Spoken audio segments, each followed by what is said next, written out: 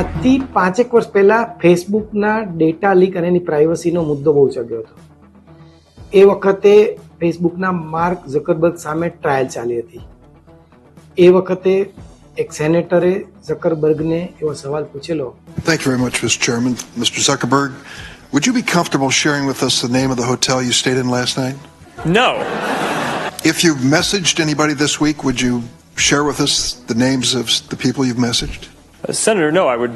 ત્યારે સેનેટરે કહ્યું કે આ જ વાત અમે તમને સમજાવવા માંગીએ છીએ કે વ્યક્તિની કોઈ ખાનગી વાત કઈ રીતે લીક થઈ જાય છે. And it was my mistake. And I'm sorry. નમસ્કાર. આજે આપણે આપણા ડેટાની, આપણી પ્રાઇવસીની અને એ લીક થઈ ગયેલી માહિતીની વાત કરવાની છે. તમારી કે મારી કોઈ પણ વાત હવે ખાનગી કે પર્સનલ નથી. ખાસ કરીને જ્યારે મેડિકલ રિપોર્ટ કે મેડિકલ જેવી વાત અને એના સીસીટીવી, એના વિડીયો જ્યારે લીક થઈ જાય એ બહુ જ મોટી ગંભીર વાત છે. અને આવી ઘટના રાજકોટમાં ધ્યાનમાં આવી છે.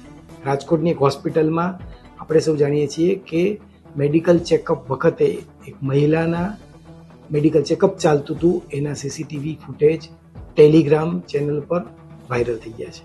અને પૈસા માટે ટેલિગ્રામ ચેનલ પર આવા ફૂટેજ બતાવીને લોકોને આકર્ષે છે. આ એક ગંભીર પ્રકારનું રેકેટ તમારી અને મારી પ્રાઇવસી સાથે અત્યારે ચાલુ થયું છે. અત્યારે એની તપાસ ચાલી રહી છે કે આ કયા કયા રાજ્યોમાં આ પ્રકારના ફૂટેજ ટેલિગ્રામ ચેનલ પર અવેલેબલ હતા અને એમાં પણ પેકેજ આપવામાં. આખો વિડિયો જોવા માટે ડાઉનલોડ કરો દિવ્ય ભાસ્કર એપ.